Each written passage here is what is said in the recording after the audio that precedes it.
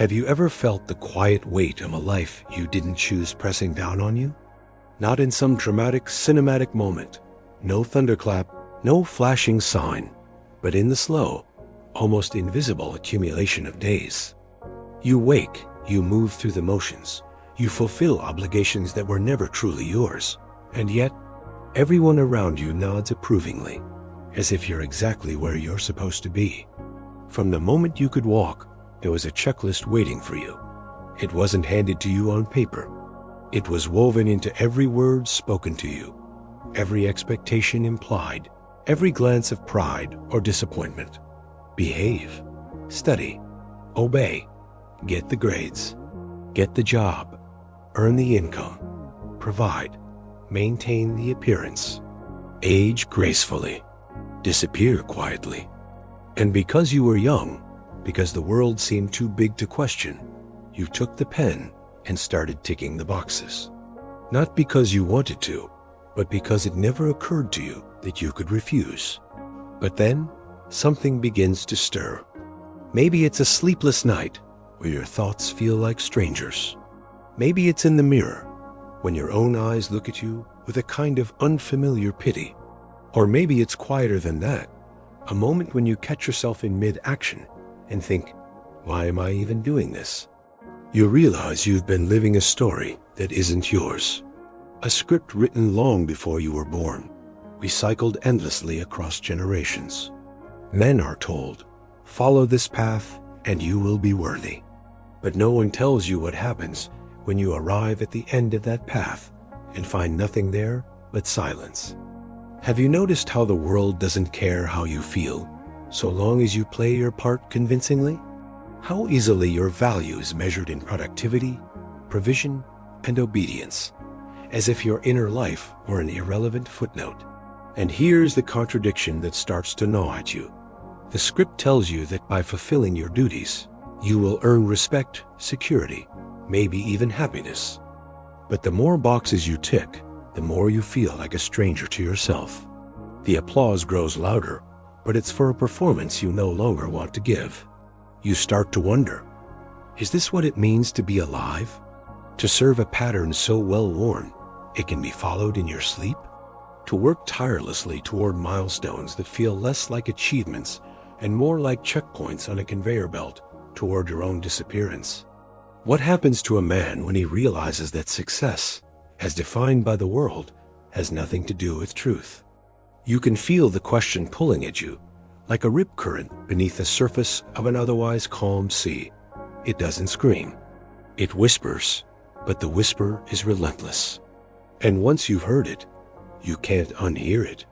Walking away from that script is terrifying. Not because the script is good, but because it's familiar. Without it, who would you be? Without the applause, the approval, the predictable rhythm of expectations, would you still matter? Or would you vanish entirely? The thought unsettles you, but it also awakens something you can't quite name.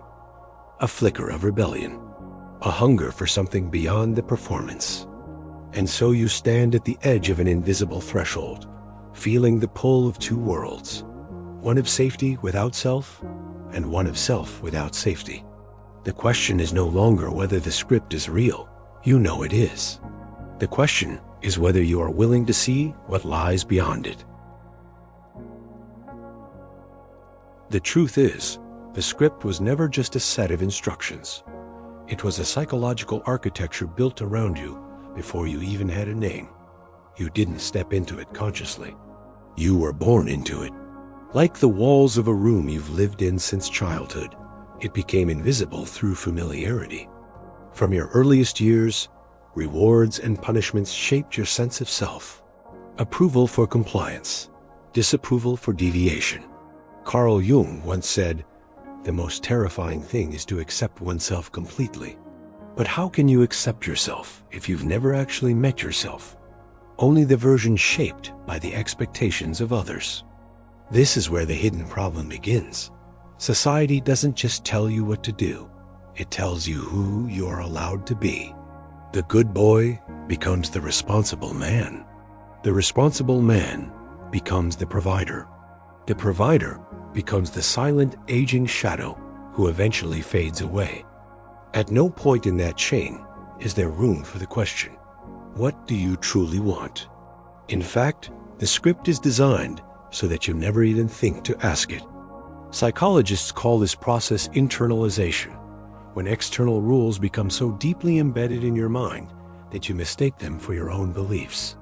You tell yourself, I want a stable career, a family, a house, but the thought doesn't originate from some primal desire of your own. It's a borrowed want, inherited like an old coat from a relative you've never met. And here's where philosophy deepens the wound.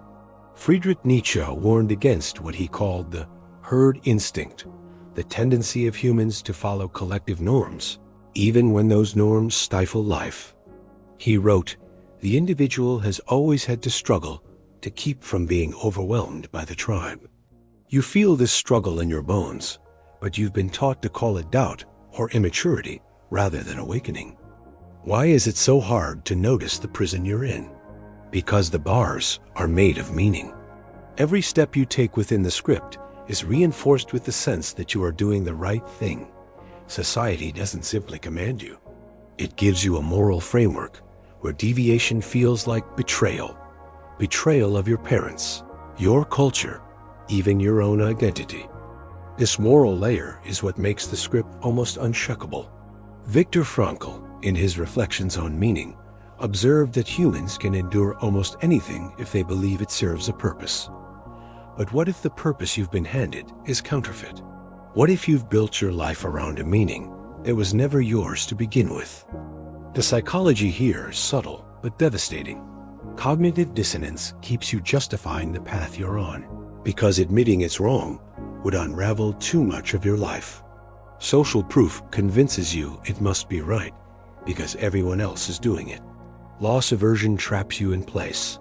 Better to keep what you have, even if it's empty, than risk losing everything for the unknown. And beneath it all, there's fear, not of failure, but of freedom. Jean-Paul Sartre called freedom a condemning gift, because once you truly have it, you can no longer hide behind excuses. If you walk away from the script, every choice will be yours alone, no one to blame, no one to follow. But perhaps the most dangerous force at play is something quieter, emotional numbing. You get so used to suppressing your own desires that eventually you stop feeling them. Like a limb that's fallen asleep, the self becomes something you can barely sense. And this numbness is celebrated as maturity. The tragedy is that the script doesn't just shape your actions. It shapes the lens through which you perceive reality. You don't just play the role. The role becomes the only world you can see. And this, more than anything, is why breaking free feels impossible. You can't walk away from a prison you don't realize you're in. Yet somewhere inside you, there's a faint, stubborn resistance. The human spirit has a strange resilience, a refusal to be fully absorbed by the machinery of expectation. Aldous Huxley once remarked, most human beings have an almost infinite capacity for taking things for granted. And yet, all it takes is one moment of not taking it for granted to begin the unraveling. The hidden problem, then, is not just that society gave you a script, it's that it convinced you the script was life itself. The roots run deep into childhood conditioning, cultural mythology, and the very structure of your mind. To question it is to shake the ground beneath everything you know, and still, a part of you suspects that the ground was never solid in the first place. You carry the script without realizing how heavy it is. It's not just in your schedule or your obligations. It's in the architecture of your mind. Every choice you make, every risk you avoid, every dream you dismiss as unrealistic is filtered through it. And because you can't see the filter, you mistake its limits for the limits of reality itself. This is how the script constructs your personal world. It shapes your definition of success so narrowly that anything outside it feels wrong, dangerous, or childish. It tells you what counts as worth doing and what should be dismissed as a waste of time. It edits your ambitions before they can even form sentences in your mind. But the damage doesn't stop with you. When millions of men follow the same inherited pattern, something larger takes shape, a collective reality where conformity isn't just common. It's enforced by the silent threat of exclusion. You see it everywhere. In conversations where no one says what they truly think. In friendships that are more about status updates than soul connection. In families where love is expressed only through provision, never through presence. The result? A society full of men who are externally reliable, but internally absent. They meet deadlines, pay bills, and maintain order, but their eyes give them away. You've seen those eyes before, perhaps in the mirror. From a psychological perspective, this absence has a name: learned helplessness. When you've been trained to believe that deviation leads to pain or rejection, you stop trying to change the system at all. You tell yourself, it's just how things are. And the tragedy is that this resignation passes itself on. Fathers to sons, mentors to apprentices, leaders to followers. Culturally, this is reinforced through narrative repetition. The hero stories told to boys are often about sacrifice, duty, and perseverance, all noble qualities, but rarely about self-discovery or inner truth. The message is subtle but consistent. Your value lies in what you do for others, not in who you are. And so generations live and die without ever meeting themselves. Meanwhile, your own biology plays against you. The brain, in its relentless efficiency, rewards predictability. Neuropsychologists call it cognitive ease, the comfort of the familiar. Breaking the script feels like wading into deep water with no shore in sight, while following it feels like standing on solid ground, even if that ground is a cage floor. The consequences ripple outward. Creativity dries up because true creativity requires permission to wander beyond the expected. Relationships flatten because genuine connection demands vulnerability, and vulnerability feels unsafe when you're living in performance mode. Societal progress slows because innovation requires individuals willing to walk away from how it's always been done. And there is a quieter, more haunting cost: the slow erosion of meaning. When you live according to a borrowed script, your achievements may look impressive from the outside, but they don't feed you from within. You can build the house, earn the title, provide the security, and still feel the gnawing emptiness when the applause fades. The danger isn't just that you will be unhappy. It's that you will forget there was ever another way to live. The philosopher Arthur Schopenhauer noted, "A man can be himself only so long as he is alone. And if he does not love solitude, he will not love freedom. For it is only when he is alone that he is really free." Yet the script keeps you so entangled in obligations and noise that you never taste that solitude long enough to recognize it as freedom. Here lies the cruel paradox. The longer you follow the script, the more difficult it becomes to imagine leaving it. Your identity fuses with your role, and the role becomes your world. To question it feels like questioning your own existence. But what if the real danger isn't in walking away, but in staying? What if the price of safety is the slow death of your inner life? You can feel the urgency building, even if you try to ignore it. Because somewhere beneath the routines and responsibilities, you already know. The script doesn't end with your fulfillment. It ends with your disappearance. And when that time comes, the world will not pause to thank you. It will simply hand the same checklist to the next boy in line. The question becomes unbearable. Will you pass it on, or will you break it? There comes a moment, sometimes in a flash, sometimes in a slow, almost imperceptible turning, when you realize you've been waiting for permission that will never come. You've been standing in a cage with the door wide open, clutching the bars as though they were the only thing keeping you alive. This is where rebellion begins. Not the kind that burns flags or shouts in the streets, but the rebellion of turning inward, of asking questions you were trained never to ask. It begins with a single dangerous sentence. What if they were wrong? What if your worth has nothing to do with the boxes you've ticked? What if provision without presence is not nobility, but abandonment of yourself first, and then of everyone else? What if the life you've been taught to admire is, in truth, a beautiful prison? The first step in breaking free is not action, it's clarity. You must see the script for what it is, a performance written by a culture that values predictability over authenticity. History is full of men who dared to step out of it, though their names are often rewritten to fit the narrative after the fact. Consider Henry David Thoreau, who walked away from the machinery of 19th century life to live alone by Walden Pond. His experiment was not about isolation, but about removing the noise so he could hear his own thoughts. The mass of men lead lives of quiet desperation, he wrote, and you know exactly what he meant. Or think of those who left promising careers to follow a calling that made no sense to anyone but themselves. They were called foolish, reckless, even selfish, until the world later celebrated their vision. The point isn't that you must imitate them, but that you must be willing to endure misunderstanding in service of truth. This is the second step, the courage to be misunderstood. You have been conditioned to seek approval at every turn, but the moment you choose authenticity, some will withdraw theirs. You must let them. Their approval was never for you, only for the role you played.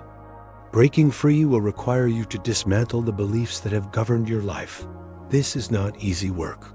It means facing the fear Nietzsche described when he warned, "If you gaze long into the abyss gazes also into you."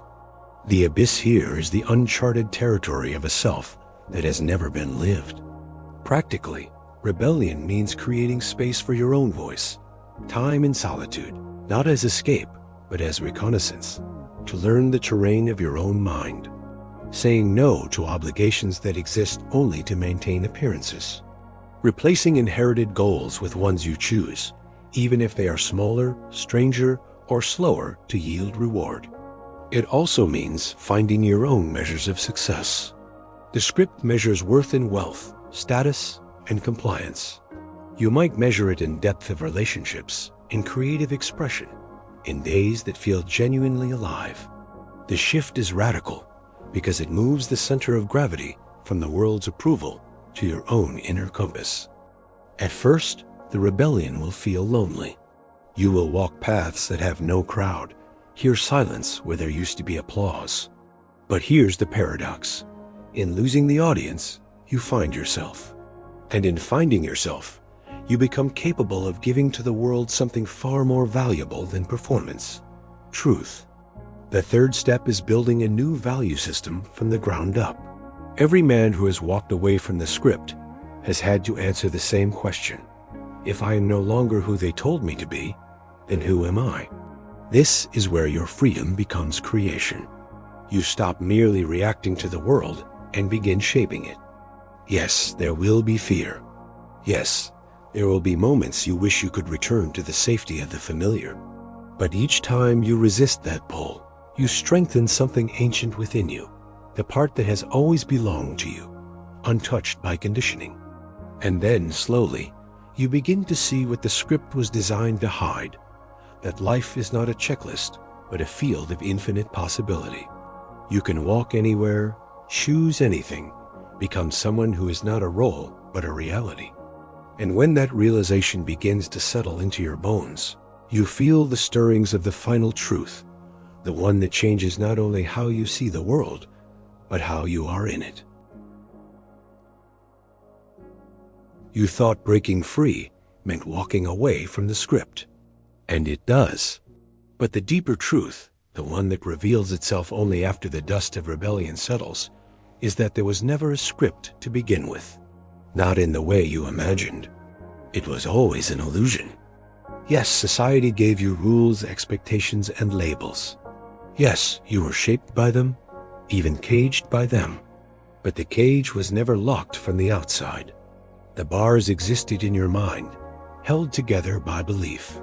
And belief, you discover now, is the most fragile thing in the world. One honest question can shatter it. You stand here now, outside of the familiar walls, and you see the game for what it is. A collection of stories, repeated so often they became invisible truths. But when you stop believing them, they dissolve like mist. Here is the paradox you never saw coming. The freedom you've been chasing isn't something you earn by rejecting the script. It's something you've always had, covered over by roles, titles, and fears. The performance didn't steal yourself. It only convinced you to hide it. You realize now that you could live in the same society, work the same job, even play along with some of its rituals, and still be free. Because freedom is not about leaving the stage. It's about knowing you're acting and choosing your role consciously. This is the shift that changes everything. You stop seeing life as something you must achieve and start seeing it as something you express. You stop measuring your worth in what you produce for others and begin to measure it in the authenticity of your being. It becomes clear that walking away was never about physical distance. Some men leave society entirely and still carry the script in their heads. Others remain in its heart and yet are untouched by it.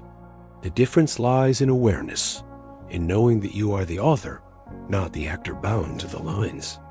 And with this realization comes a strange, quiet compassion. You no longer look at those still following the script with contempt or superiority. You see their fear because you've lived it. You see their longing because it's your own. And you know that no one can be forced awake. The eyes must open from within. The philosopher Alan Watts once said, "You are under no obligation to be the same person you were 5 minutes ago."